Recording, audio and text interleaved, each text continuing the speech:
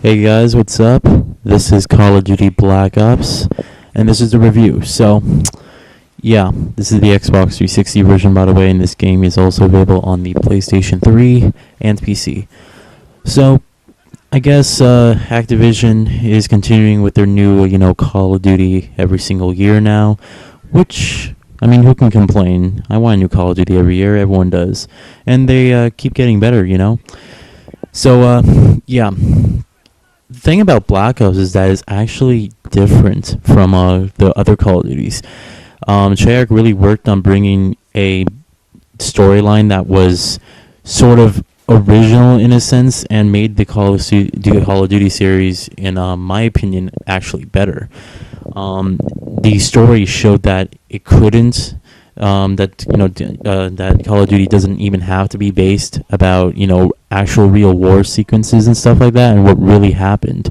It doesn't have to teach you lessons. It can be an individual storyline with something that's didn't really happen and stuff with real characters, by the way. But anyway, yeah, to start off, the story is pretty much you play as this guy named Alex Mason, and in the beginning.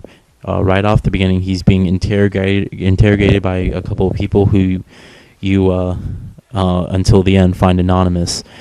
And basically, you're being asked about what happened in the past, and you're trying to remember. So, as Alex is trying to remember, he flashes back to all these sequences, and then you get to play as not only him, but a number of different characters, just like you would in the previous games. The storyline is actually, really good, and in my opinion, Call of Duty Black Ops has the best storyline, even over Call of Duty 4, which was surprising to me, because Call of Duty 4 had the best storyline, in my opinion, until this game came out. It's just really action-packed, and it's just really fun to play with, and this is definitely one of those multiplayer, one of those campaign modes that I'm going to want to play through again, because it's really action-packed. But yeah, you're basically being interrogated, so you flash back into his shoes in the old times and basically are, going over what he did in the past. And yeah, that's basically it. You're still being interrogated. You, the player, know nothing. So you're basically uncovering all of this too. Basically, Alex sees all these numbers that are in his head, and they just keep bothering him and are actually driving him to be insane. So it's a really interesting storyline. I'm not going to tell you too much about it because I am afraid I'll ruin it for you guys. But the ending has a huge twist, which I actually grew fond of. I thought it was good. They brought a returning character back as well. If you all know Sergeant Reznov, who is in Call of Duty 5. They brought back that character and also his voice actor, his original voice actor. So it's pretty cool. They brought back a returning character from Call of Duty World at War, and yeah, it's nice. It's a really cool storyline. I think you guys should check it out. Graphically, Call of Duty looks pretty much. It's a little bit better than Modern Warfare 2's graphics with the environments and stuff. However, what's really changed is the characters and the facial animations. This is some of the best facial animations I've seen. It's all done really well. All the characters look really real and stuff like that. And it's really cool. Definitely the screen capture and everything like that. It was all done really well. The graphics are really nice. Everything is smooth. You can definitely see all the water effects, because of course if this level it's raining, of course, but you definitely get to see a lot of good graphical detail, and the graphics they just keep getting better. This is a perfect example of what a next gen game really looks like at its best too, because this is definitely, I guess, one of the better first person shooters of 2010, of course. The graphics are done really well. So moving on to gameplay, here's where Call of Duty is going to really sort of, not really improve that much, because Call of Duty, as we all know, is just your typical first-person shooter. It's always been that, it's always been just a normal first-person shooter. You just, go around, you just shoot enemies.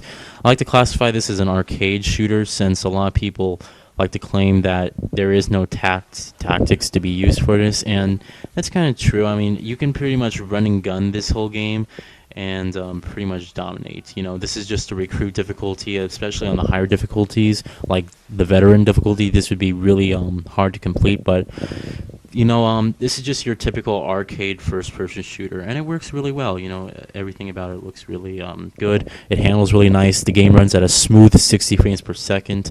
There hasn't been any frame rate drops that I've seen. You know, it's not through my playthrough, but you know, the gameplay is just pretty much your just typical first-person shooter. Now, they did add a couple of things with the controls. When you're sprinting, you can now actually dive.